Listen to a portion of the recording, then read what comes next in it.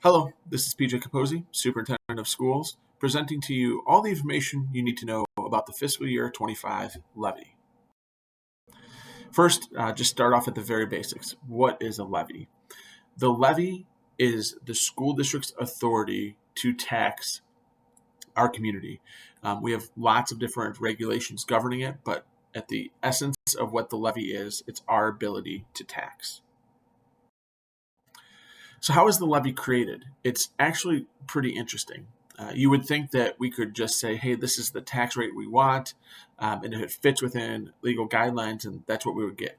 But it just doesn't quite work that way. The way the levy is created is we start with the EAV. Now, the interesting part is that we don't actually have that number. So we have to go off of an estimated EAV that our county assessor provides us. So we go into the entire levy process knowing that we are working with really informed but still educated guesses and not final information. So when we talk about EAV, that is the total value of all property within the confines of our school district. So for Oregon, Mount Morris, Chena, everything combined. The EAV is also assessed at 1/3 plus different withholdings, pending whether it's owner-occupied, senior citizen, etc. But you can see that our EAV right now continues to be on an upswing, and it has rebounded because the issue that was really plaguing schools throughout the 2010s was the fact that the EAV was decreasing from year to year. So now we have stabilized in about 2021. We recovered to where we were in 2010, and now we have continued to see an uptick in EAV. So just to get into the particulars, the EAV from last year, so this is fact, right? This is what it was 258 plus million. The projected EAV, so again, this is an estimate, is 282 million for the coming year. That's a 9% projected EAV growth. So what do we do once we have the EAV? Well, certain funds that we tax on have a regulatory cap. Others have a need-based cap. What is interesting is that most people have no idea that this is actually how it works. So we levy in several different funds. So even though as a taxpayer or property owner, you feel the collective rate, that rate is made up of several smaller rates. So the funds that we have that have absolutely strict guidance and we cannot exceed this rate are the ones that you see on your screen.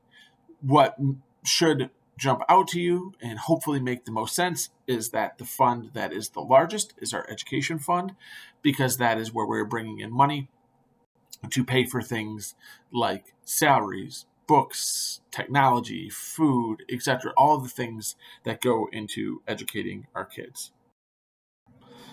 So for the rates that have a max fund, we start with the EAV estimate, we multiply it by the rate, divide it by 100, and then we request that amount of money through the levy. While it seems a little bit complicated, it's a pretty straightforward process as long as your estimated EAV is pretty spot on. There are other funds such as IMRF, bonds, and tort in which there is no limit, but we must provide justification. So for tort, there's a risk management plan that we have to provide and approve, and that tells us how much we can levy. In IMRF, that is just a function of all of the salaries of our non-certified employees, so all of our aides, bus drivers, etc.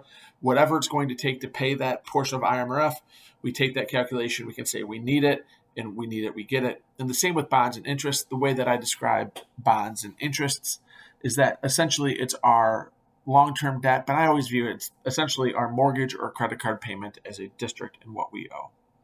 And for those, we start off with the amount of money we need, plug that into the equation, and it kicks out a rate on the back end. So you can do the same essential math. It's just depending whether you're starting with the rate or whether you're starting with the money, and we get to a very similar place. So this is our tax rate over time. So you'll see at the back end on the right-hand side of this chart is that in 2017, we had about a 5.6 tax rate. We inflated at the max in the 2020 levy year into about 5.7, and now we are at our lowest tax rate in years based on the recommendation that I am providing to the board at this time. One of the questions that comes up with our levy is the tort rate seems high. Why is that? Well, first of all, that is where the risk management plan comes in. We did a comprehensive study. That study indicates how much we can levy, and even though our tort rate is high, it is still less than what we could command. The reason our tort rate is so high is because the way the state funds us, they created a funding formula about 10 years ago called evidence-based funding. And while this data is from last year, it will hold true. It's very stagnant from year to year. You will see that the amount of money we get per kid is dramatically less than many of our neighboring districts. The exception being Byron, because part of the calculation is based off of the EAV of the community. And as we know, the nuclear plant provides a great deal of EAV to that district. So another visualization of this looks at when we take the state funding plus what we're getting in the education fund plus tort. So we use tort to help pay for a lot of our educational salaries. As a result of almost every person that has a job description in our district, part of their day is spent managing risk. Any time that is spent managing risk can be paid for out of tort.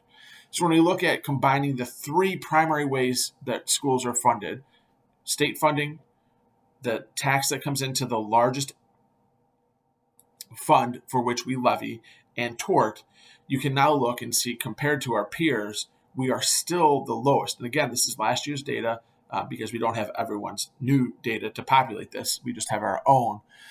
But we don't expect this to change, particularly with the fact that we are lowering our overall tax rate with this levy. So this is why the tort rate can seem high, is because all we're trying to do is essentially catch up to be playing on a level playing field with our peers. So in summary, what do I want the board and the public to know? The recommendation that I'm putting forward to the board decreases the overall tax rate from 5.51 to 5.49, again, assuming that the EAV projections are correct. If they're incorrect, it throws off the whole calculation. This means that we are doing our job as a district to be as fiscally responsible as possible. However, if your property value has gone up in excess or in greater proportion than the tax rate is going down, people will still pay more in taxes than they did the previous year. So just want to be incredibly transparent about that process. But again, as a district, what we control is what we ask for. We are asking for less in terms of percentage than we did in years before. But because of the increase in EAV, even though it's less in percentage, we anticipate